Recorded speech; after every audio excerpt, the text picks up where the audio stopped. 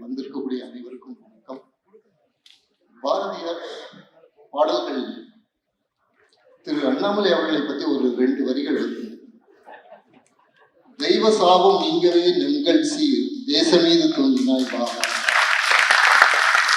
இன்னைக்கு தீராவிடமான ஒரு சாபம் இந்த தேசத்தின் மீது இருக்கிறது. அந்த தீராவிட சாபத்தை நீக்குவதற்காக இந்த தமிழ் தேசத்துக்கு வந்திருக்கக்கூடிய திரு அண்ணாமலை அவர்களுக்கு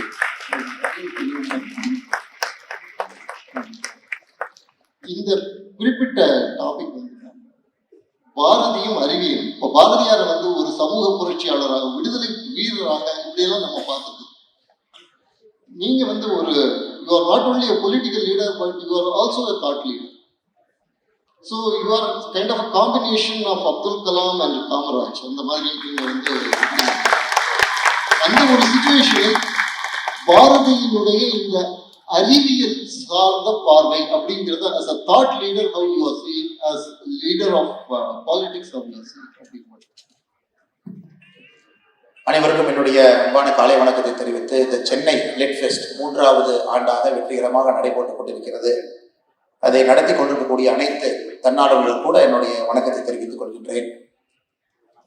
நம்முடைய அரவிந்த் நீலகண்டன் அவர்கள் பாரதி அவர்களை பற்றி, பாரதி அவர்களுடைய சயின்டிபிக் பெண்ட் ஆஃப் மைண்ட், அதை பற்றி நிறைய எழுதியிருக்காங்க. Lot of things is written. இது புதிதில்ல, ஸ்வராஜ்யா மேகசின்ல நிறைய எழுதியிருக்காங்க. எனக்கும் ஒரு வாய்ப்பு அவரோடு கலந்துரையாடும் பொழுது அவருடைய எண்ணத்தையும் கூட வெளியே கொண்டு வருவதற்கு. ஆனால் பாரதியாரை வந்து பல கோணத்தில் நாம் பார்ப்போம். We see மகாகவி Bharathi in multiple facets. Social reformer, thinker, writer, a person who was instrumental in awakening people's mind for the fight for independence alone. But if somebody is interested to see Mahakavi Bharati with a scientific bent of mind, especially Bharati's scientific bent of mind, I would say our மிரட்டிடுவார்னு தான் சொல்லுவாங்க. இந்த next 25 minutes when we get deep into Mahakavi's mind, ஒரு மாதிரி மிரட்டுற அளவுக்கு he has written lot of things before 1921. So we all know Mahakavi lived a very short life, 1882 to 1921, and 102 years later we are trying to position Mahakavi Bharati with respect to science and what was he thinking, where was he. If Arvindji gives me about 3-4 minutes time, I would like to, whatever arguments I am putting forward, I would like to put a basement to that argument. When Albert Einstein came up with the general theory of relativity in 1916, it is important to understand general theory of relativity, to understand where Mahakavi was when he wrote many of his beautiful literature. The basic idea of general theory of relativity, we all know. Einstein said, universe, the shape of a universe is a function of its matter and energy. If it's a curved universe, it depends on gravity, which again depends on the matter and the energy within it. And Einstein went on to argue in his general theory of relativity that at a critical value, when the energy and the matter balances inside the universe will remain flat. The universe will not be curved. So 2 parallel lines will never intersect. It will remain a flat universe. So Einstein went on and on and on to find what is that critical value. He found that critical value also. He said to be having that critical value when the universe will remain flat, he said 31% of universe would be matter. And 69% of universe, Einstein couldn't find what it is. So very conveniently, he said it is the cosmological constant. He said 69% of the balance that universe is having is the cosmological constant, and 31% is the matter. And again, Einstein, when we dug deep into it, he said out of the 31%, only 4.6% is the matter, the atom that we all see. And the rest 26% is dark matter. Again, he couldn't understand what it is. He said dark matter. So this is the base. To understand Bharati with a bit of science, we have to understand it's a critical value of matter and energy that is balanced, and 31% is matter, 69% we don't know, which Einstein called the cosmological constant of the universe. Later in 1984, when James Peebles, who got this Nobel Prize in 2019, when James Peebles looked at Einstein's theory of relativity with a very renewed spirit, he found out that 69% cosmological constant in 1916, what Einstein said, that 69% is nothing but dark energy. In his equation also was able to find exactly 69% of the universe is dark energy, which is matching with 69% of cosmological concept of Einstein, which clearly means Einstein was somewhere in 1916 to come. 2011, again a Nobel Prize was given for cosmos, 3 people got it, and they went one step further to talk about the accelerating nature of the universe. There they moved a little bit closer to what Einstein was trying to say. In 2011, they mentioned, yes, there is dark matter, there is dark energy, and in the Nobel Prize acceptance speech, they said we are like LKG students, first standard students, and universe is like a PhD, we are trying to reach there. Now, with this argument, I am coming back to Mahakavi Bharati. Now, in one of Mahakavi Bharati's literature, sir, very beautifully he writes, பராசக்தியின் ஆணை அவள் மண்ணிலே ஆக்கர்ஷண திறமையை நிறுத்தினால் அது பொருட்களை நிலைப்படுத்துகிறது. மலை நமது தலைமேல் புரளவில்லை, கடல் நமது தலைமேல் கவிழவில்லை, ஊர்கள் கலைந்து போகவில்லை, உலகம் எல்லா வகையிலும் இயல் பெறுகின்றது. இதெல்லாம் அவனுடைய திருவருள். He says, for a person who is just reading Mahakavi Bharati very normally, we might say gravity. But Einstein in this is going much beyond gravity.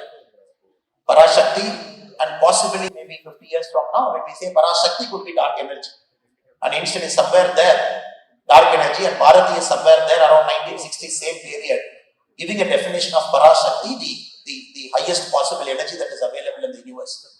Then he talks about the internal balancing mechanism. He goes beyond gravity. He talks about an universal energy that is holding everything in its place, because the cosmos is going at a rapid speed. Milky Way galaxy is traveling at a rapid speed, spinning on its axis, but no disturbance, which is beyond gravity. Some energy is holding forth in it. So that is why he says, மலை நமது தலைமேல் புரளவில்லை, கடல் நமது தலைமேல் கவிழவில்லை, ஊர்கள் கலைந்து போகவில்லை, உலகம் எல்லா வகையிலும் இயல் பெறுகின்றது. இதெல்லாம் அவளுடைய திருவருள்.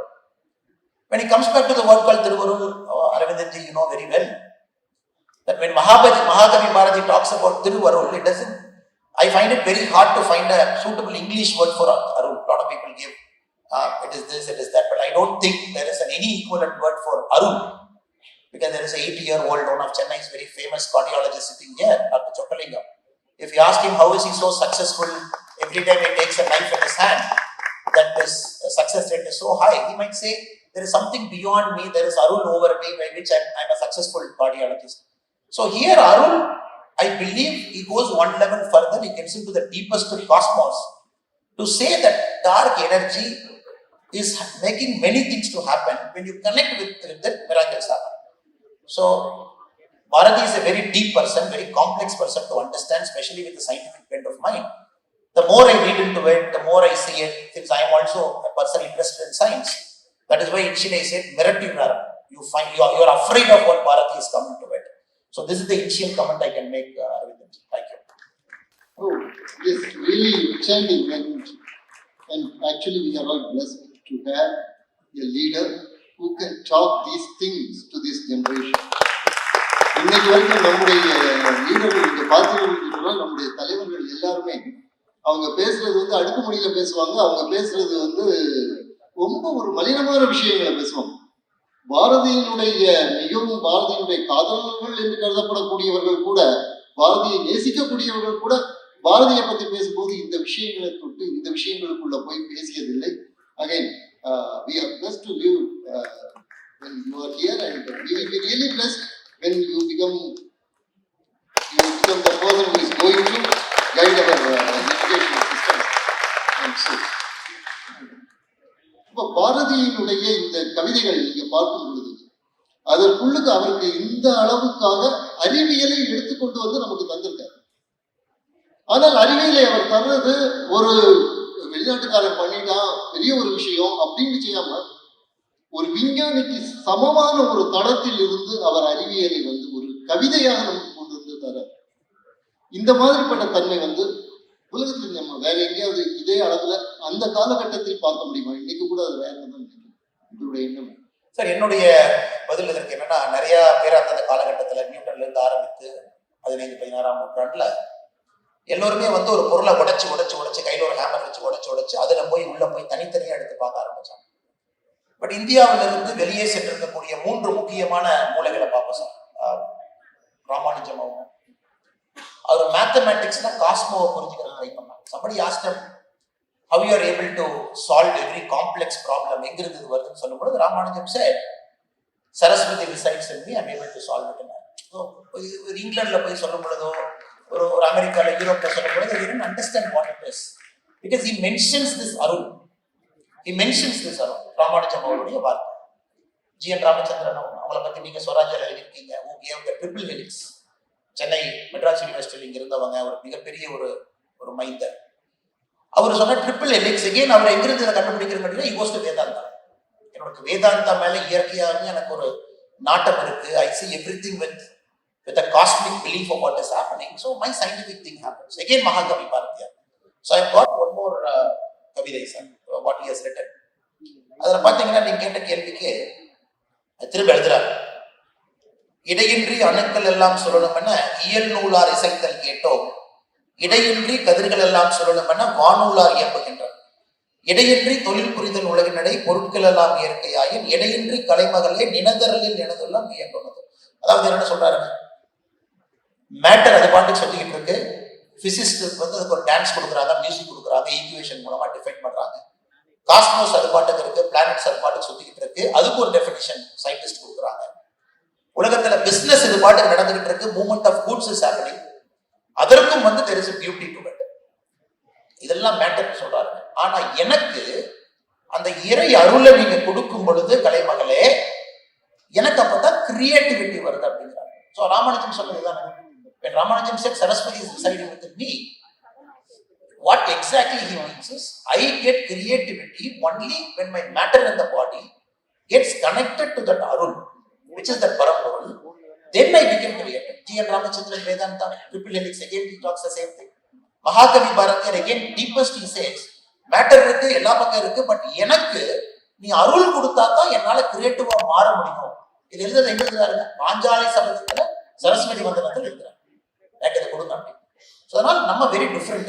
அவர் scientist, the brains that we have, very different. We look at things with a very scientific pursuit. அதுல சயின்ஸ் அண்ட் ஸ்பிரிச்சுவல் ஆர் டுகெதர்னு பாக்குறது தான் நம்ம mind. we have never separated science and spirituality till Britishers came. We always felt science is one leg, spiritual is one leg. Both legs have to do one step further. Spirituality will advance science. Sometimes science will advance spirituality. இது ரெண்டுமே ஒரு காலம் தான் போயிடும். When British came, they cut one leg out. They said only one leg, which is science. You keep limping and walking. நீ lymph பண்ணி போனா அப்ப லிம்ப் பண்ணி போயிடும். So 1916, 18 said, I don't know. 84 somebody came, James Pebble said, this is what it is. Now 2019, they are coming back to what Einstein said in 1916. இதெல்லாம் பார்க்கும் பொழுதுங்க, I think we are far ahead of other thinkers with respect to our pursuit, our mind, and the Vedantic spirit that is inculcated in the education system for long. இப்ப இல்லைங்க. I think if you are interested, we should talk about that also. அடுத்த கேள்வி, என்னுடைய கேள்வி அதுதான். இப்ப வந்து பாரதியாருடைய பாடல்கள் நம்ம எடுத்துக்கிட்டோம் அப்படின்னு சொன்னா, நான் தமிழ்ல நம்ம பாட புஸ்தகத்தை படிக்கக்கூடிய பாடல்கள் 1-2 பாடல்கள் தான். அதுவும் கிளிஷேயாக அவர் வந்து பெண் விடுதலையை பற்றி பேசியது, அவர் வந்து சுதந்திர போராட்டத்துக்காக வேண்டி அவர் பாடிய பாடல்கள், இந்த விஷயங்கள் மட்டுமே தான் நம்முடைய பாடல்கள் திரும்பி வந்துட்டு. ஒரு நல்ல சயின்ஸ் செய்யறதுக்கு கட்டாயமாக ஒரு நல்ல இமேஜினேஷன் தேவை. அந்த இமேஜினேஷன் வரணும் அப்படின்ட்டு சொன்னா அதுக்கு நல்ல பொயட்ரி வேணும், ஒரு டீப் பொயட்ரி வேணும். நம்முடைய பாரம்பரியத்தில் எப்பொழுதுமே இந்த மாதிரிப்பட்ட டீப் பொயட்ரி வந்திருக்கு. அது வந்து திருவாசகமாக இருக்கட்டும், திருப்பாவையாக இருக்கட்டும், உங்களுக்கு வந்து இன்னைக்குள்ள மாடர்ன் சயின்டிபிக் கான்செப்ட்ஸை நீங்க டக்குன்னு சொல்லி அங்கிருந்து ஒரு ஃபிளாஷ் அது உங்களுக்கு கொடுக்கும். உதாரணமா நீங்க திருவாசகம் எடுத்துக்கிட்டீங்கன்னா, புல்லாகி பூடாய் பூவாய் மரமாகி, அதை படித்து வந்த ஒரு மாணவனுக்கு வந்து எவல்யூஷன் வந்து அதை அண்டர்ஸ்டாண்ட் பண்ணிக்கிறது பிரச்சனையா இருக்காது. திருப்பாவையில் இருக்கக்கூடிய அந்த மலை பற்றி ஆழிமலைக்கான அந்த பாசனம் தெரிந்தவருக்கு வந்து ஹைட்ரோலாஜிக்கல் சைக்கிள் வந்து ப்ராப்ளமா இருக்கும். அதே போல பாரதி வந்து இன்னும் டீப்பராக சயின்ஸோட இன்டராக்ட் பண்ணணும், முழுக்க இன்டராக்ட் பண்ணியிருக்கிறார். அன்னைக்கு ஏற்பட்ட அந்த ரிசர்ச்சஸ் அவர் ஸ்டடி பண்ணியிருக்கிறாரு. அதை தாண்டியும் அவர் பல விஷயங்கள் பேசியிருக்கிறார். இதெல்லாம் ஏன் நம்முடைய பாட புத்தகங்களில் அறிவியலை டீச் பண்ணும் பொழுது அதனோடு இணைத்து, இதெல்லாம் ஏற்கனவே உங்களுக்கு தெரிஞ்சிருச்சுன்னு இல்லை, கவித்துவமாகவும் அறிவியலை அணுக முடியும் அப்படிங்கிறதுக்காக இதையும் சேர்த்து கொடுத்துருக்கலாமே. ஏன் வந்து இது வந்து நடக்கல? நம்முடைய பாடத்தில் இவ்வளவு பெரிய ட்ரெஷர் வந்து ஏன் அது சேர்க்கப்படும்? இதுக்கு கொஞ்சம் இன்டைரக்டா நான் பதில் சொல்ல முயற்சி பண்றேங்க. நம்முடைய ஐயா டாக்டர் ஏபிஜே அப்துல் கலாம் அவர்கள் கோயம்புத்தூர்ல ஒரு பல்கலைக்கழகத்துக்கு வர்றாங்க. பல்கலைக்கழகத்துல வந்து சரஸ்வதி வந்தனம் பாடணும். கலாம் ஐயா மேடையில் இருக்கும் பொழுது அதுதான் வந்து அறிமுக பாடலான சரஸ்வதி வந்தனத்தை பாடணும்னு சொல்லும் பொழுது ஒரு குரூப் வழக்கம் போல இப்ப ஓகேங்கன்னு சொல்றோம். அப்ப வந்து இந்த தற்கொலை பகுத்தறிவாளர்கள் தான் சொல்லணும் அதுக்கான வார்த்தை. அவங்க போய் எதுக்கு சரஸ்வதி வந்தனத்தை பாடலாம், இது வந்து எந்த மாதிரி ஒரு ஊர், இது வந்து செக்குலர் ஸ்டேட் அதெல்லாம் ஆரம்பிக்கிறாங்க. But this people never know every single day APJ Abdul Kalam அவருடைய வாழ்க்கை வீணை இல்லாமல் இல்லை. எல்லா நாளும் அவர் வந்து ராஷ்டிரபதி பவன்ல இருக்கும் பொழுது வீணை எங்க காலையில வாட்ச் தான் வாழ்க்கையை ஆரம்பிக்கிறாங்க. ஸோ அவரும் பார்த்தீங்கன்னா இந்த பிரெயினோட ஈக்குவேட் பண்றதுக்கு முழு தகுதி இருக்கக்கூடிய மனிதர். இப்போ நம்ம ராமானுஜம் அவங்க, மகாகவி பாரதியார் அவங்க, ஜி.என். ராமச்சந்திரன் அவர்களை போன்ற தமிழகத்திலிருந்து நாம கொடுத்த மிகப்பெரிய அறிஞர்கள் சொல்ற பட்டியல் அவரையும் வந்து உட்கார வைக்கிறோம். பட் இவங்க எல்லாருமே பார்த்தீங்கன்னா the hold on spirituality was so high. அதை அவங்க சயின்ஸோட இணைச்சு அவங்களுடைய எவல்யூஷன் இருந்துகிட்டே இருந்துச்சு திங்கிங். இப்ப நம்முடைய டெக்ஸ்ட் புக்ஸ் எல்லாம் இந்த செக்குலர் அப்படிங்கிற ஒரு வார்த்தையை வச்சுங்க, ஸ்பிரிச்சுவாலிட்டியை தனியா பிரிச்சு சயின்ஸை கொண்டு வந்து உள்ள வச்சாச்சு. அது மகாகவி பாரதியாருக்கு நம்ம பண்ணக்கூடிய மிகப்பெரிய டிசர்விஸ். ஒளிபடைத்த ஒரு 3-4 பாடல்கள் மட்டும் அவரை வந்து நீங்க வந்து போட்டுட்டு சுதந்திர தாகத்தை மகாகவி பாரதியார் அவர்கள் ஏற்படுத்தினார் அப்படின்னு ஒரு 3 போட்டுட்டு இன்னைக்கு ஒரு ஸ்கூல்ல போய் ஒரு பையன்கிட்ட மகாகவி பாரதியாரை பத்தி உனக்கு என்ன தெரியும் அப்படின்னா சுதந்திரத்துக்காக எழுதிய பாடல்கள் எங்களுக்கு வந்து ஒரு பெரிய வெறி கொடுத்துச்சு அப்படின்னு நம்ம சொல்லுவோம். இது காரணம் என்னன்னாங்க, டெக்ஸ்ட் புக் ப்ரிப்பேர் பண்ணக்கூடியவங்க, கல்வி திட்டத்தில் அமரக்கூடிய மனிதர்களே ஸ்பிரிச்சுவாலிட்டி சயின்ஸ் இது ரெண்டும் ஒன்று, இதில் இருக்கும் பொழுதுதான் புரிதல் அதிகமாகும் அப்படிங்கிற எண்ணம் இல்லாத ஒரு எஜுகேஷன் மாடலை கொண்டு வந்திருக்கு. ப்ராப்ளம் இந்த நியூ எஜுகேஷன் பாலிசியில பாத்தீங்கன்னா சரி பண்றதுக்கான முயற்சிகள் நடந்து கொண்டு இருக்கிறது. ஏன்னா எடுத்துகிற 350 வருஷம் மிஸ் ஆனதை நீங்க ரீசெட் பண்ணி திரும்ப கொண்டு வரணும். இது அனைத்தையும் ஒன்றாக இணைத்து கொண்டு வரணும். உதாரணத்துக்கு சுவாமி சகஜானந்தர் அவர்கள் நமக்கு தெரியும் ஒரு சோசியல் ரிஃபார்மர். இப்ப நிறைய பேர் என்ன சுவாமி சகஜானந்தர் அவரா மறைக்கப்பட்ட ஒரு சோசியல் ரிஃபார்மர், அவருக்கு ஒரு பேர். பட் சகஜானந்தர் அவர் கொஞ்சம் டீப்பா படிச்சு பார்த்தோன்னா அவர் என்ன சொல்றாருங்க, பிடி இருக்கு, மாரல் சயின்ஸ் இருக்கு, இது ரெண்டு எங்கிருந்து வந்துச்சுக்கிறார். பிரிட்டிஷ்கார வந்தா மாரல் சயின்ஸ் கூட கொண்டு வந்தா, ஏன்னா சர்ச்சில் வந்து அது எப்பவுமே செர்மனா வந்து ஃபாதர் கொடுப்பாங்க சண்டே, அதை வந்து மாரல் சயின்ஸா மாத்தி பிரிட்டிஷ் கரிக்குலத்தில் இருந்துச்சு. இந்தியாவுக்கு வரும்பொழுது மாரல் சயின்ஸ் கொண்டு வந்துட்டாங்க. அது இங்க இருந்தது. பிடி நம்ம இயற்கையாகவே காலம் காலமாக கிராமத்துல எல்லா விளையாட்டுகளும் விளையாண்டு கொண்டு இருந்தோம். பட் அங்க அவங்க விளையாட மாட்டாங்க. அவங்க கல்வி திட்டத்துல பிடி இருந்துச்சு, பிடி கொண்டு வந்தாச்சு. எஜுகேஷன் மாடலுக்கு ஒரு உதாரணம். சகஜானந்தர் என்ன சொல்றாரு, அப்பா நீ பிடி கொண்டு வர்ற, நீ வந்து இது கொண்டு வர்ற, மாரல் சயின்ஸ் கொண்டு வர்ற, நேட்டிவ் இந்திக் சிஸ்டம் நம்முடைய கல்வியில் இருக்கக்கூடிய எத்தனை விஷயங்கள், அதாவது எத்தனை குழந்தைக்கு அவங்க வீட்டை சுத்தி இருக்கக்கூடிய மரங்கள் என்ன, வீட்டை சுத்தி எத்தனை மூலிகைகள் இருக்கு, அந்த மூலிகளை எப்படி பயன்படுத்த முடியும், அது எப்படி மனித பயன்பாட்டுக்கு கொண்டாட முடியும், அல்லது அந்த ஸ்கூல்ல அவங்க கிராமத்துல எத்தனை உயிரினங்கள் இருக்கிறது, பறவைகள் இருக்கிறது, பாம்புகள் இருக்கிறது, ஊறக்கூடிய உயிரினங்கள் இருக்கு, அதையெல்லாம் நீ சயின்ஸா படிக்கிறியா. நம்ம டைனோசர் படிப்போம், அமெரிக்கால இருக்கக்கூடிய ஒரு ஒயிட் சிவிக் கேட்டை பத்தி படிப்போம், லைன்டெல் மக்கையாவை கர்நாடகால இருக்கும் அதை பத்தி படிப்போம். ஆனா ஸ்கூலுக்கு பக்கத்துல இருக்கக்கூடிய உயிரினத்தை பத்தி தெரியாது. இதைத்தான் இந்திக் எஜுகேஷன் சகஜானந்தார் ஒண்ணு சொல்றாங்க. இதையெல்லாம் முதல்ல நீ படிக்க ஆரம்பி அப்படின்னு. ஸோ ஒண்ணு நேட்டிவிட்டியிலிருந்து ரொம்ப தூரம் போயாச்சுங்க எஜுகேஷன், அதுலயும் ஒரு பெரிய பிரச்சனை. ஸ்பிரிச்சுவாலிட்டியிலிருந்து ரொம்ப தூரம் எஜுகேஷன் போயிருச்சு. நான் ஒரு காலம் நம்ம கட் பண்ணிட்டோம். இது இரண்டையும் சரி பண்ணப்படுது. Nativity combined with spiritual smell to education, இது இரண்டும் வரும் பொழுது I think we will go back to what மகாகவி பாரதியாரை பத்தி என்ன பேசுறோமோ அவங்க போயிடுவோங்கிறது. அந்த மாதிரிப்பட்ட ஒரு எஜுகேஷனல் ரிஃபார்ம் இப்போ திரு அண்ணாமலை அவர்கள் சொல்லும் பொழுது ஒரு முக்கியமான விஷயத்தை சொன்னாங்க. நம்மளுக்கு எவ்வளவு பேருக்கு வந்து மூலிகை, நம்ம வீட்டை சுத்தி இருக்கக்கூடிய நம்ம ஊர்ல இருக்கக்கூடிய மூலிகை செடிகள் நம்முடைய குழந்தைகள் எவ்வளவு பேருக்கு தெரியும் அப்படிங்கிறது கொஸ்டின் மார்க். அதே நேரத்துல எவ்வளவு பிராண்டட் ஐட்டம்ஸ் ஒரு குழந்தைக்கு தெரியும் அப்படின்னு பாத்தீங்கன்னா, எந்த ஒரு குழந்தையும் ஒரு 10 பிராண்டட் ஐட்டம்ஸ், 8 வயசு குழந்தை, actually it is a survey, 8 வயசு குழந்தைகளுக்கு ஒரு 10ல இருந்து 20 பிராண்டட் ஐட்டம்ஸ் அவங்களால சொல்ல முடியுது. ஆனா வீட்டை சுத்தி இருக்கக்கூடிய மூலிகை செடிகள் நீங்க கேட்டீங்க அப்படின்னு சொன்னா, அந்த ஊரில் இருக்கக்கூடிய மூலிகை செடிகள் கேட்டீங்கன்னா அவங்களுக்கு தெரியாது. அப்பொழுது இந்த விஷயத்தை வந்து நாளைக்கு நீங்கள் அரசில் வரும்பொழுது, பாஜக அரசு அமைக்கும் பொழுது, நீங்க வந்து ஒரு எஜுகேஷன் சிஸ்டம் கொண்டு வரும்பொழுது இந்த ஒவ்வொரு ஊரிலும் இருக்கக்கூடிய மூலிகை செடிகளினுடைய அடிப்படையில் ஒரு ஃபர்ஸ்ட் பண்றது, அந்த மாதிரிப்பட்ட ஒரு திட்டத்தை சகஜானந்தனுடைய பெயரில் இப்ப பாத்தீங்கன்னா பெரிய கான்ட்ரோவர்சி. உதாரணத்துக்கு இப்ப கர்நாடகாவில் எலெக்ஷன் நடந்துட்டு இருக்குதுங்க. ஏன்னா கர்நாடகாவில் அதிகமா இருக்கிறதுனால அது ஒரு மாசமா நியூ எஜுகேஷன் பாலிசி இந்தியாவில் ஃபர்ஸ்ட் இம்ப்ளிமெண்ட் பண்ண ஸ்டேட் கர்நாடகா. இப்போ அவங்க என்ன பண்றாங்கன்னா நேட்டிவ் லாங்குவேஜ்ல 1ஆம் கிளாஸ்ல இருந்து 6ஆம் கிளாஸ் கன்னடத்துல சொல்லிக் கொடுக்கறதுக்கான முயற்சிகள் ஆரம்பிச்சிட்டாங்க. இம்ப்ளிமெண்டிங் எல்லா ஸ்கூல்லையும் டெக்ஸ்ட் புக்ஸ் எல்லாமே வந்து கன்னடாக்கு மாறிடும். அதுல இங்கிலீஷ்ங்கிறது ஒரே ஒரு சப்ஜெக்டா மட்டும்தான் இருக்கும். Which means you will study in your native mother tongue. அதுல ஆங்கிலம்ங்கிறது ஒரு பேப்பரா மட்டும் தான் எடுப்பீங்க. 6th அப்புறம் புது நியூ எஜுகேஷன் பாலிசியில you will have English as a language for other things. இப்ப இதுக்கான பிரச்சனைகள் அவங்க என்ன பாக்குறாங்க அப்படின்னாங்க, இப்ப நீங்க கன்னடத்தை கொண்டு வரும் பொழுது கிட்டத்தட்ட 300-400 ஆண்டுகள் மறைக்கப்பட்டது எல்லாமே திரும்ப நீங்க தோண்டி எடுக்கணும். கல்வெட்டுக்கள்ல இருந்து அதனுடைய நேட்டிவ் நாலேஜ்ல இருந்து மூலிகைக்கே கொடுக்கக்கூடிய கன்னட பெயர்கள் இருந்து இப்ப தமிழ்நாடு நாம என்ன சொல்றோம், நம்ம நியூ எஜுகேஷன் பாலிசி இம்ப்ளிமெண்டே பண்ண மாட்டோம் அப்படின்னு உட்காந்துருக்கோம். விச் மீன்ஸ் ஸ்டில் நாங்க அந்த பழைய மாடல் அப்படியே உட்காந்துருக்கோம். தமிழ்நாட்டுல காலத்தினுடைய கட்டாயம் நியூ எஜுகேஷன் பாலிசி இம்ப்ளிமெண்ட் ஆகத்தான் போகுது. இப்ப நியூ எஜுகேஷன் பாலிசி பாத்தீங்கன்னா இதனுடைய ஃபர்ஸ்ட் ஸ்டெப் முதல்ல 1 to 6 எல்லா பாடப்புத்தகத்தையும் தமிழ்ல மாத்தணும். தமிழ்ல நீங்க மாத்துறீங்க அப்படின்னாவே நேட்டிவிட்டி ஆட்டோமேட்டிக்கா வந்துடும். உயிரினங்களுக்கான பேரு, பக்கத்துல இருக்கக்கூடிய செடி கொடிகள் எல்லாத்துக்குமான நிறைய பேர் நாமளே மறந்துருப்போம். தமிழ் அகராதின்னு திறந்து வச்சு படிச்சுட்டு இருக்கோம். இதுக்கு என்ன பேர் வச்சிருந்தாங்க, இதுக்கு என்ன பேர் வச்சிருந்தாங்க அப்படின்னு. இது வந்து முதல் ஸ்டெப். இப்ப தமிழ்நாட்டுல ஒரு கல்வி திட்டம் நம்ம கொண்டு வரும் பொழுது நிச்சயமாக சகஜானந்தாவுடைய பெயர் இல்லாம அந்த கல்வி திட்டம் இருக்காது. காரணம் இதையெல்லாம் எப்பவோ இருந்து பேசிட்டு இருக்காங்க. அதனால முதல்ல தாய்மொழியில் அது வரணும், நேட்டிவிட்டியை கொண்டு வரணும். நேட்டிவிட்டி வர ஆரம்பிச்சாவே மண்ணில் இருந்து அந்த கல்வி பிரியாம மண்ணோட சேர்ந்துருக்குங்க. ஏன்னா நம்முடைய ஸ்பிரிச்சுவாலிட்டி பார்த்தீங்கன்னா மண்ணோட சேர்ந்த ஒரு விஷயம். அப்புறம் சகஜானந்த அவரோட ஆட்டோமேட்டிக்கா அவருடைய தாட் ப்ராசஸ் வந்துருக்கு. ஆனா ரொம்ப ஒரு வருத்தமான விஷயம் வந்து தமிழ்நாட்டுல புதிய கல்விக் கொள்கையை ஒரு ஈகோ இஷ்யூ எடுத்துக்கிட்டு நாங்க எந்த காரணத்துக்கும் அதை இம்ப்ளிமெண்ட் பண்ண மாட்டோம் அப்படின்னு ஒரு ஈகோ இஷ்யூவா போயிட்டு இது across India, specially in some states எங்கேயாவது இம்ப்ளிமெண்ட் பண்ண ஆரம்பிச்சிருக்காங்களோ அதுக்கான ரிசல்ட்டை இம்மீடியட்டா பார்க்க ஆரம்பிச்சிட்டாங்க. Quality of learning is going on. கிரகிப்பு தன்மை அதிகமா இருக்கு.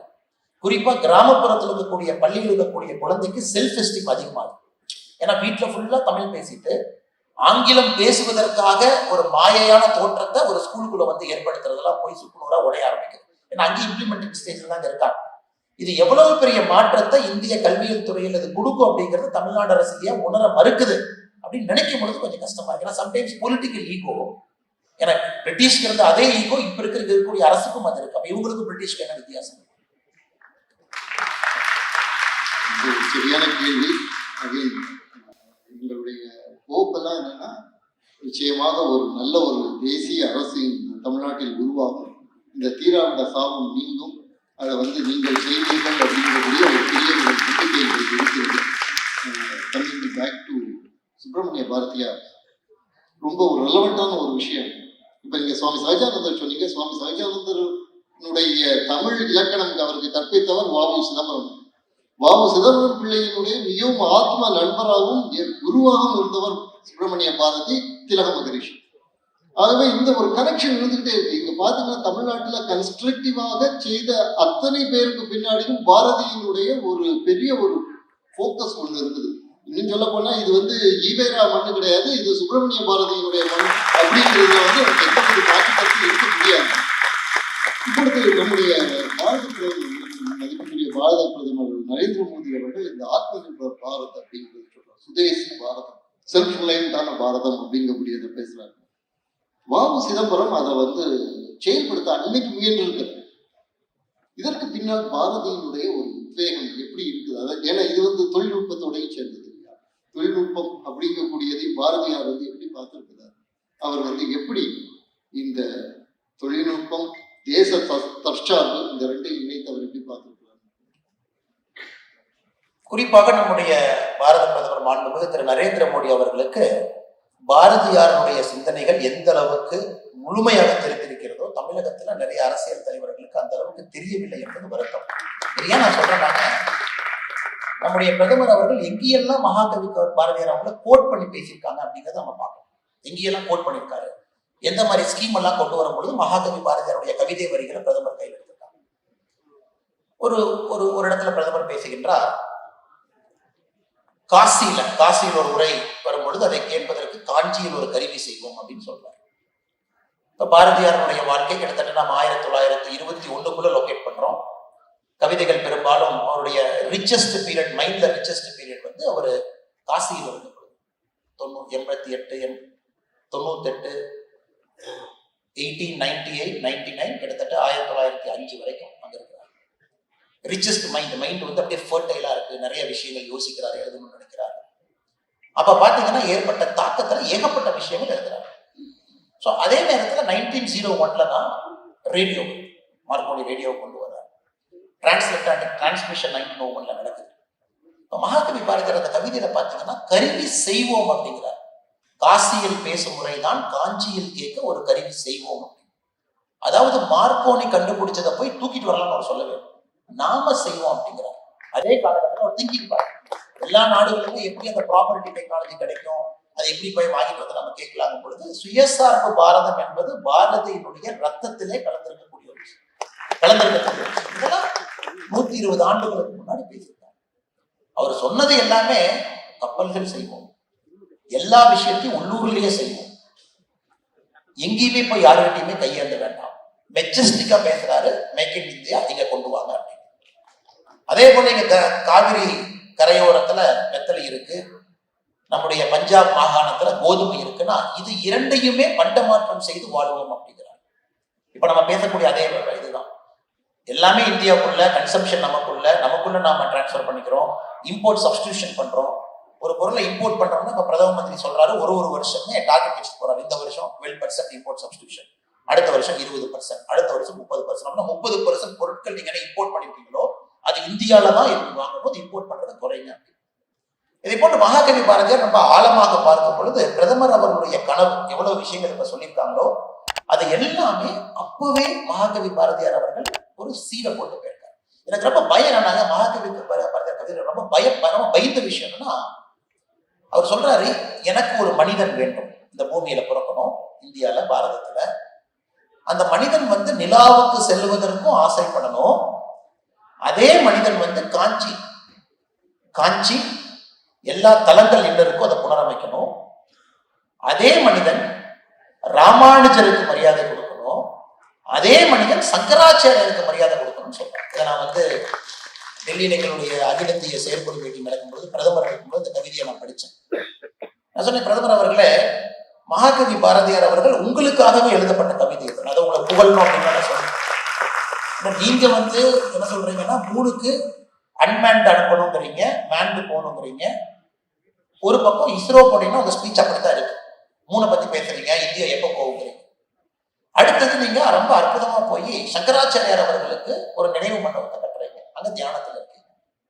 அப்புறம் கோவில்கள் எல்லாம் புனரமைக்கிறீங்க. இது பாருங்க எவ்வளவு அற்புதமாக மகாகவி பாரதியினுடைய வரியில இந்த 3ஐயும் கலந்து சொல்லியிருக்காங்கன்னு பிரதமர் முன்பு சொல்வதற்கு ஒரு வாய்ப்பு, ஒரு 5-6 மாதங்களுக்கு முன்பு.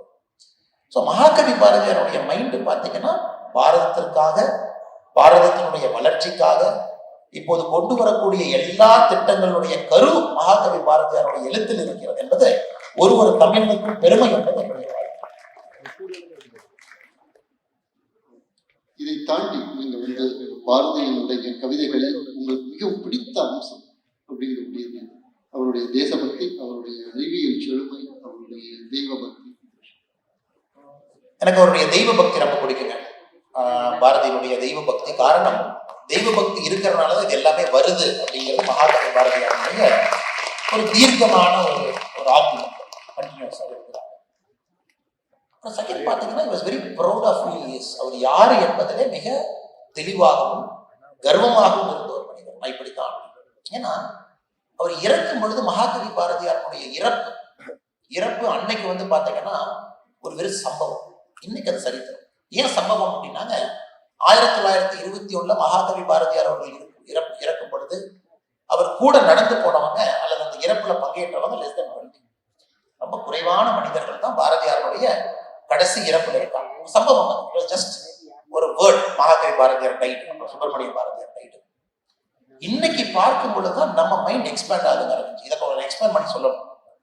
ஏன்னா நம்ம ஹியூமன் மைண்ட் வந்து பாத்தீங்கன்னா எப்பொழுதுமே நம்முடைய மைண்ட் இந்த எஜுகேஷன் சிஸ்டம் எப்படி ட்ரைன் பண்ணி வச்சிருச்சுன்னா, சயின்ஸ் நமக்கு எவ்வளவு விஷயங்களை சொல்லி கொடுத்துருக்கோ அதை வச்சுதான் இந்த உலகத்தை நான் புரிஞ்சுக்கணும். அதுக்கு மேல ஏதாச்சும் இருந்தது அப்படின்னா அது புரியாது. Because science has only taught me to see the world like this. Anything beyond that I don't understand. Very few people சயின்ஸினுடைய அட்வான்ஸ்மெண்ட்டை தாண்டி உலகத்தை பார்த்தாங்க. சயின்ஸ் இவ்வளவுதான் வளர்ந்துருக்கு, சயின்ஸுடைய அட்வான்ஸ்மெண்ட் தாண்டி இப்போ எயின்ஸ்டீன் 1916ல எப்படி எக்ஸாக்டா 69% of the universe which is not matter cosmological constant 69% கொடுத்து ஈக்குவேஷனை பேலன்ஸ் பண்ணிட்டாங்க. ஈக்குவேஷனை பேலன்ஸ் பண்ணி முடிச்சுட்டு இங்க பாருங்கப்பா, இதான் general theory of relativity, it's a flat universe, critical value of matter and energy முடிஞ்சு போச்சு. But somebody asked Einstein இது என்ன 69% கேட்கும் பொழுது அவரே தடுமாறினார். பிகாஸ் அப்ப சயின்ஸ் அட்வான்ஸ்மெண்ட் இவ்வளவுதாங்க இருந்துச்சு. Einstein was somewhere here. அவரு போய் ஒரு சோலார் எக்லிப்ஸை போய் பார்த்தாரு, general theory of relativity test பண்ணி பார்த்தாரு, அந்த எனர்ஜி எப்படி பேலன்ஸ் ஆகுதுன்னு பார்த்தாரு. ஆனா சயின்ஸ் வளராதனால 84ல ஜேம்ஸ் பிபிள்ஸ் வந்தார். அப்போ ஓரளவுக்கு நம்ம மேப் பண்ணிட்டோம், அந்த ஹம்மிங் சவுண்டை கண்டுபிடிச்சிட்டோம், அது என்ன ஹம் ஆகிட்டு இருக்கு உலகத்துல. தென் he said 69% ஏன் ஈக்குவேஷனை படி டார்க் எனர்ஜிங்கிறார். ஸோ அப்போ பார்த்தீங்கன்னா 16க்கும் 84க்கும் ரஃப்லி அபவுட் 66 இயர்ஸ்க்கு பின்னாடி 2019ல தான் அதுக்கு ஒரு ஃபார்மோ ஷேப் கொடுக்குறோம். இப்போ நம்ம என்ன சொல்றோம்னா it's an LKG baby science, யூனிவர்ஸ்ங்கிறது பிஹெச்டி தான், இன்னும் அவ்வளோ தூரம் போகும். ஸோ பாரதியினுடைய பியூட்டி அந்த அருள் இருந்தனால கிரியேட்டிவிட்டி, கடவுளினுடைய பற்று இருந்தனால இமேஜினேஷன், அது ரெண்டும் இருந்தனால உலகத்தை ஒரு 100 ஆண்டுகள் 200 ஆண்டுகள் தாண்டி பார்க்கக்கூடிய தன்மை. இது நம்ம எத்தனை பேருக்கு இருக்குது? வேற காட்டப்பட்ட டெக்ஸ்ட் அதுக்குள் இருக்கிற சயின்ஸை குட்டி போட்ட போன மாதிரி சுற்றி வரும். இதைத்தான் இந்த புதிய கல்விக் கொள்கையோ அல்லது முக்கியமான கல்வியில கொண்டு வரக்கூடிய சீர்திருத்தங்களோ இதை உடைத்து அந்த மாணவனை வெளியே கொண்டு வந்து சென்ஸ் ஆஃப் இன்ட்யூஷனை ஃபீட் பண்ணும். ஏதோ சென்ஸ் ஆஃப் இன்ட்யூஷன் தானே, everything is sense of intuition. Why will we say make in India at that point of time? வெத்தலையும் கோதுமையும் மாத்திரம் ஏன் சொல்லுவாங்க? இந்த சென்ஸ் ஆஃப் இன்ட்யூஷன் எப்போ வருதுன்னா மண்ணை சார்ந்த கல்வி, ஸ்பிரிச்சுவாலிட்டி சார்ந்த கல்வி வரும்போது சென்ஸ் ஆஃப் இன்ட்யூஷன். தென் உலகத்தை வந்து ஒரு விசாலமான பார்வையில பார்க்கக்கூடிய தன்மை. இது பாரதிக்கு எனக்கு ரொம்ப பிடிச்ச ஒரு விஷயம். ஒரு முக்கியமான விஷயம் வந்து பாரதியுடைய தெய்வ பக்தி அப்படிங்கக்கூடிய சொன்னீங்க. நம்ம பேசிட்டு இருக்கும்போது விவாதித்துட்டு இருக்கும்போது இன்னொரு அழகான ஒரு விஷயம் சொன்னீங்க, அதை கொண்டு வரணும்னு நினைக்கிறேன். அதாவது இந்த தெய்வம் அப்படின்ட்டு சொல்லக்கூடியதே பாரதி வந்து he saw it as the entire universe அப்படிங்கக்கூடிய ஒரு விஷயம். ஸோ அதான் சங்கராச்சாரிய அவர்கள் வந்துங்க அப்போ வந்து புத்த மதத்தினுடைய எக்ஸ்பேன்ஷன் ரொம்ப சிவியரா இருக்கு இந்தியாவில். சிவியரா இருக்கும் பொழுது மகாராஜாக்கள், பெரிய பெரிய மன்னர்கள், பேரரசர்கள் வந்து புத்த மதத்தை கையில் எடுக்கிறாங்க. கடல் தாண்டி அவருடைய குழந்தைகள் சென்று புத்த மதத்தை வந்து ஸ்ரீலங்கால, ஜாவா, சுமத்ரா எல்லா பக்கம் போறாங்க. அந்த பீரியட்ல நம்ம சங்கராச்சாரியார் அவர்கள் லொக்கேட் பண்ணணும். ஏன்னா புத்தாவும் ஒரு பியூட்டிஃபுல்லான ஒரு ஒரு தியரியை கொண்டு வர்றாங்க. அவர் வந்து எசன்ஸ் ஆஃப் ட்ரூத்துக்கு போக நம்மளை கொண்டு போறாங்க. அந்த தம்மா, பாத் ஆஃப் தம்மா கொண்டு போறாங்க, ஹையஸ்ட் சயின்ஸ். இப்ப அந்த நேரத்துல இந்து ரிலீஜன் அப்படிங்கிறது ஒரு சென்ஸ் ஆஃப் ஒரு ஃபார்ம் ஒர்க்ஷிப்போ, ஒரு கடவுளுடைய முகமோ, இப்படித்தான் ஒரு கடவுளை நீங்க வழிபடணும், இப்படித்தான் பூஜை பண்ணணும், அதாவது பாகன் ஒர்க்ஷிப்ல இருந்து நம்ம டிரான்ஸ்லேட் ஆகி வந்துட்டு இருக்கும் பொழுது சங்கராச்சாரியாருடைய பிறப்பு ரொம்ப முக்கியம். பெரிய சரித்திரம். சங்கராச்சாரியர் என்ன பண்றாரு, எங்கேயுமே ஒரு உருவ ஒர்க்ஷிப்பை வந்து அவர் வந்து ஃபேவர் பண்ணார். அது வந்து சிங்கேரியாக இருக்கட்டும், துவாரகாவாக இருக்கட்டும், ஜோஷிமட்டாக இருக்கட்டும், பூரியா இருக்கட்டும், அவர் அமைத்த 4 மடங்கள்லையும் இன்னைக்கும் அவருடைய லிட்ரேச்சர், அவருடைய போதனைகள் வழி வழியா இப்ப சுவாமிகள் இருக்காங்க. அவங்க போய் பேசும் பொழுது எங்கேயும் கூட அவர் ஒரு உருவத்தை வச்சு இந்த உருவத்தை வழிபடுங்கன்னு அவர் சங்கராச்சாரியர் சொல்லவே இல்லை. அவர் சொன்னதே ஸ்ரீசக்கரம். ஸ்ரீசக்கரம் ஹையஸ்ட் ஃபார்ம் ஆஃப் இந்த காஸ்மிக்க ஒரு எனர்ஜி ஃபார்ம்ல ரெப்ரசென்ட் பண்ணக்கூடிய ஸ்ரீசக்கரத்தை கொண்டு வர்றாரு. இதுதான் ஃபார்ம் ஆஃப் எனர்ஜி அப்படின்னு. அதற்கு நாங்க இந்து மதம் அப்படின்னு பேர் கொடுக்குறோம். இந்துங்கிறது it's never a religion, it's a way of life, யூனிவர்ஸோட கலந்து. அந்த ஸ்ரீ சக்கரம் என்பது மக்களுக்கு புரியாது. people don't understand இந்த எனர்ஜிங்கிறது என்ன, எந்த எனர்ஜி நான் பாக்குறது, எனக்கு ஒரு சக்தி வடிவத்துல ஒரு ஒரு முகம் வேண்டும்னு சொன்னதுக்கு அப்புறம் தான் ஒரு இடத்துலயும் ஒரு தேவியை பிரதிஷ்டை பண்றாங்க. ஸ்டிங்கேரி போனா ஸ்டிங்கேரி அம்மா இருக்காங்க, பிரதிஷ்டை பண்றாங்க. சோ அதையும் சங்கராச்சாரியர்கள் சொல்லுகின்றார்கள், ஒரு குறிப்பிட்ட காலம் இன்டு தி ஃபியூச்சர் உருவ வழிபாட்டை தாண்டி எனர்ஜியோட மக்கள் கனெக்ட் பண்ணி அவர்கள் தங்களுடைய வாழ்க்கைய ஒரு வே ஆஃப் லைஃப்ல வாழ ஆரம்பிப்பாங்க. அது வரைக்கும் உருவ வழிபாடு வேண்டும் என்று சங்கராச்சாரியர் சொல்றாங்க. பாரதியார் என்ன சொல்றாங்க, Parasakthi which is an energy. அந்த எனர்ஜியும் முழு யூனிவர்ஸை பார்க்கிறார், கம்ப்ளீட் யூனிவர்ஸை பார்க்கிறார். இன்னைக்கும் ஏன் இந்தியா வந்து சிவிலைசேஷனல் ஸ்டேட் அப்படின்னாங்க, நம்ம எனர்ஜி ஃபார்ம்ல தான் சக்தி வழிபாட்டை கொண்டு வர்றோம். இன்னைக்கு நம்மளுடைய டெம்பிள் அந்த ஸ்ட்ரக்சர் இருக்கு.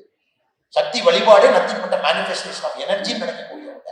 அதனால இது ஒரு civilisation state, not a national state. இதை வந்து மகாகவி பாரதியார் அவர்கள் பராசக்தி அப்படிங்கிற ஒரு பேர்ல அதற்கு ஒரு ரூபம் கொடுக்குறாங்க. பட் ஹையஸ்ட் ஃபார்ம் பாத்தீங்கன்னா இவங்க எல்லாமே சயின்ஸை நோக்கி. Science is a part of religion. Religion is nothing but a way of life. இதுக்குள்ள இந்த ஆர்டிபிஷியல் டிவிஷன் வந்து ரிலீஜனை வீட்டுக்கு வாசல்ல விட்டுறணும், செருப்பு வர்ற மாதிரி. ஸ்கூலுக்குள்ள போனீங்கன்னா ரிலீஜன் வெளியே இருக்கணும், சரஸ்வதி வந்தனம் பாடக்கூடாது, அது கவர்மெண்ட் ஸ்கூல்ல, இங்க எப்படி நீ பாடலாம், இதெல்லாம் சொல்லும் பொழுதுங்க கிட்டத்தட்ட 2000-3000 ஆண்டுகள் நம்ம எது வந்து டிஃபைன் பண்ணிச்சோ அதையும் அழிக்க ஆரம்பிக்கும். இது ஏன் செக்குலர்ங்கிறது இவங்க கொடுக்குற டெஃபினிஷன். நீ வந்து இப்படி ட்ரெஸ் போட்டா இந்த மாதிரி போடாத, அந்த மாதிரி போடாத, ஸ்கூல்ல இந்த மாதிரி இருக்காத, அந்த செக்குலருங்கிற ஒரு புரியாத வார்த்தையை கொண்டு வந்து இந்த ரிலீஜியஸ் ட்ரெடிஷனை அழிக்கும் பொழுது இன்ட்யூஷன் போயிடும். இன்ட்யூஷன் போனதுக்கு அப்புறம் கிரியேட்டிவிட்டி போயிடும். then you become a mere slave of the books. அப்புறம் எப்படி உங்களுக்கு original thought, original civilisation transform பண்ணுறது? மிகவும் அருமையான எண்ணங்கள். இந்த இந்த இந்த எண்ண வீச்சு அப்படிங்கக்கூடியது வந்து ஏறக்குறைய என்டையர் யூனிவர்ஸ்க்கு போயிட்டு திரும்ப எட்டயபுரத்துக்கு வந்திருக்கு. அப்படிப்பட்ட ஒரு அருமையான ஒரு எண்ணங்களை நம்மோட அண்ணாமலை அவர்கள் பகிர்ந்து கொண்டிருக்கிறார்கள். இது எல்லாத்தையும் நாம வந்து ஒரு கண்டென்ஸ்டா அவங்க இன்னைக்கு என்ன பேசினாங்க அப்படிங்கிறத நம்ம பார்க்கலாம். அதாவது அடிப்படையில் அறிவியலையும் நாம வந்து கவிதையாக மாற்ற முடியும், அறிவியலையும் ஆன்மீகத்தையும் நாம கவிதையாக மாற்ற முடியும். அப்படி மாற்றக்கூடிய ஒரு விரல் விட்டு எண்ணக்கூடிய கவிஞர்கள் இன்றைக்கும் அப்படிப்பட்ட கவிஞர்கள் விரல் விட்டு எண்ணக்கூடிய கவிஞர்கள் தான். சும்மா வந்து டெலிபோன் ரிங் போல் அப்படின்ட்டு பேசுறதுனாலே அவன் வந்து ஒரு தொழில்நுட்ப கவிஞராக மாறிவிட மாட்டான். அப்படிப்பட்டவங்க வந்து ஒரு அறிவியல் கவிஞராக அவன் மாறிவிட முடியாது. இப்படிப்பட்ட ஒரு சூழ்நிலையில் அறிவியலை உண்மையிலேயே இசைக்க முடியுமா அப்படின்னு நம்ம பார்த்தோம்னு சொன்னால் அதை வந்து பாரதி சாதிச்சு காட்டியிருக்கிறார். அதை செய்தவர்கள் திரும்பவும் சொல்ற உலகத்தில் மிகவும் குறைவு.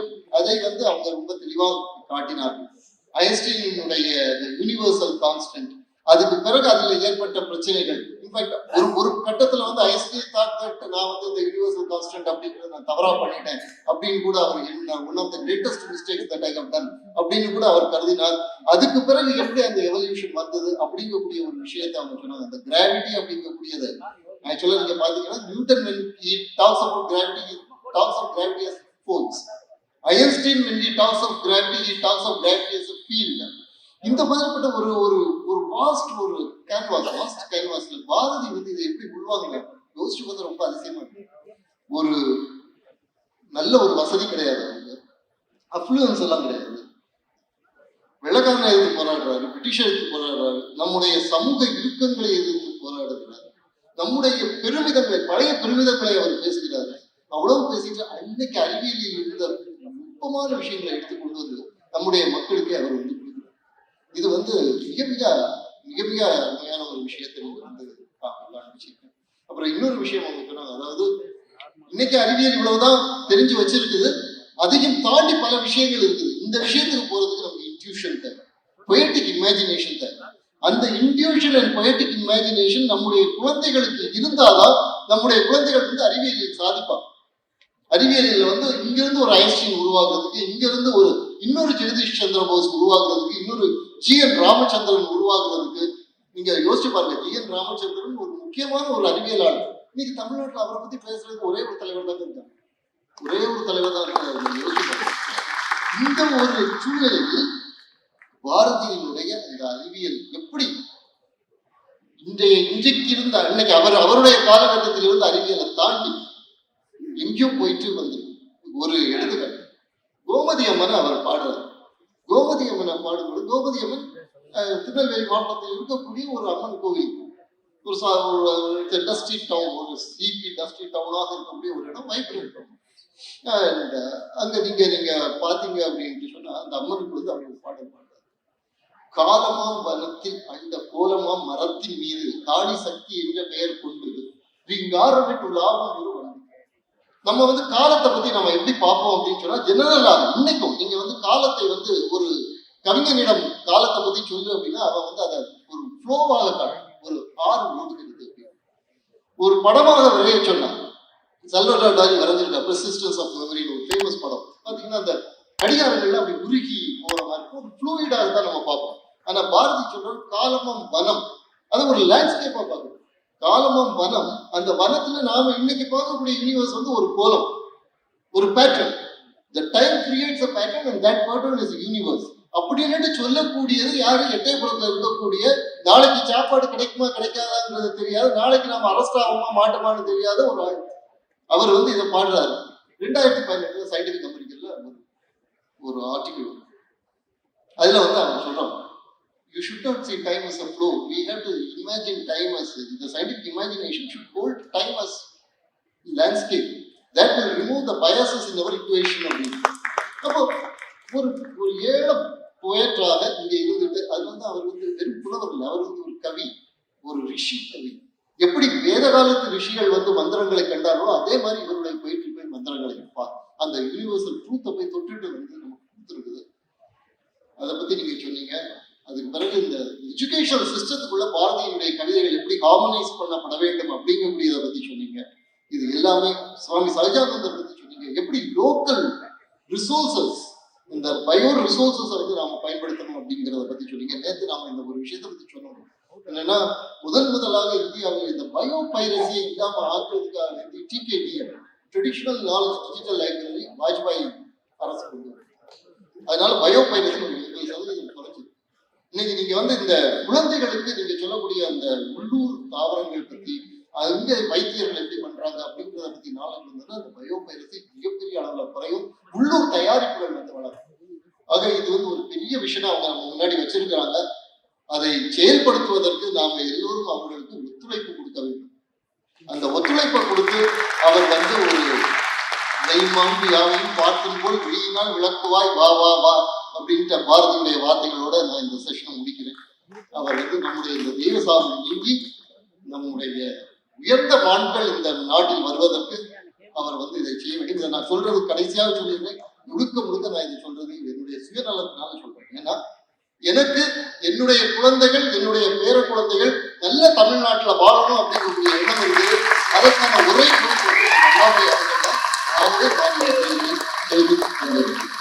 அவரை பற்றி ஒரு 2 வார்த்தைகள் சொல்லி நான் முடிச்சாதான் இந்த செஷன் முடிவுறும் என்பது என்னுடைய எண்ணம். ஜெனரலாவே காம்ப்ளெக்ஸ் திங்கர்ஸ், ரொம்ப ஆழமாக யோசிக்கக்கூடியவர்கள் கொஞ்சம் ரெக்லூஸா இருப்பாங்க. நமக்கு அவங்களை புரிந்து கொள்வது கொஞ்சம் கஷ்டமா இருக்கும். அரவிந்த நீலகண்டன் அவருடைய சில ஆர்டிகல்ஸ் எல்லாம் பாத்தீங்கன்னா ரொம்ப காம்ப்ளெக்ஸா, ரொம்ப பிலாசபிக்கலா உள்ள இறங்கி இருப்பாங்க. சமீபத்துல பேசும் பொழுது நாங்க இவரும் ஒரு கான்வர்சேஷன்ல பேச்சுவார்த்தையில சொன்னோம், நம்ம இவரும் சேர்ந்து ஒரு புக் எழுதணுமே அப்படின்னு.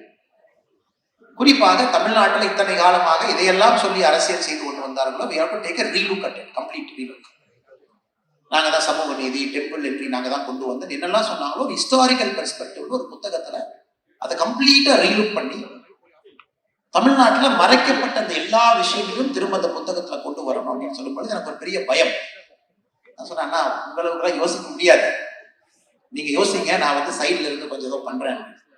ஸோ இருவருமே ஒரு முயற்சி எடுத்து அந்த புத்தகத்திற்கான ஒரு அடித்தளத்தை இப்ப போட்டுட்டோம். அந்த புத்தகத்தை கொண்டு வர வேண்டும், புத்தகத்தை எழுதி முடிக்க வேண்டும்.